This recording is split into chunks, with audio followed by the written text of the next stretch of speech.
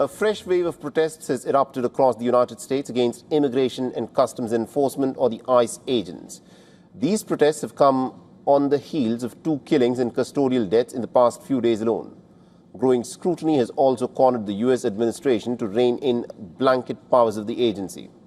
And according to reports in the American media, U.S. administration officials have asked agents from the enforcement and removal operations of ICE to largely suspend vehicle stops until further notice. But Trump is pretty defiant. The U.S. president has backed vehicle stops by ICE as an important move. In his long Truth Social post, he said, and I quote him here, "The men and women of ICE are doing a great job, one that has to be done. Crime is way down in America, in many cases with numbers that haven't been seen in decades, and we cannot give up one of ICE's most important and effective crime-fighting tools, the traffic." The demonstrations are unfolding in several states, especially those in which the last 2 fatal incidents have unfolded. Hundreds of protesters stepped out with posters and chants calling for ICE to be defunded and to be removed from the state. All of a sudden, we've got these federal people coming in, unmarked cars, just plain clothing, can't tell what, who they are. It could be any thugs. Amazon sells the clothing. They wear masks. There's no identification.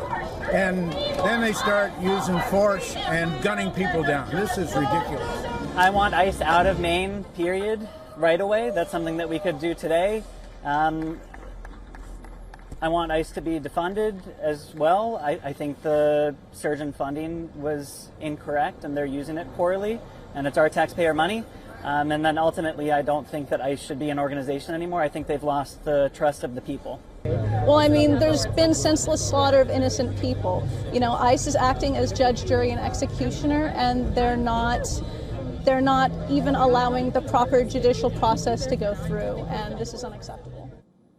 In the past 1 week alone, 2 separate cases involving ICE have triggered nationwide anger. On the 13th of July, ICE agents in fact shot and killed Sebastian, a Colombian national. Days before that, the officials killed Mexican national Lorenzo in Houston. And the latest incidents have increased the number of victims who have been killed by ICE to at least 7 since January 2025, when the ICE raids first began. For all the latest news, download the WION app and subscribe to our YouTube channel.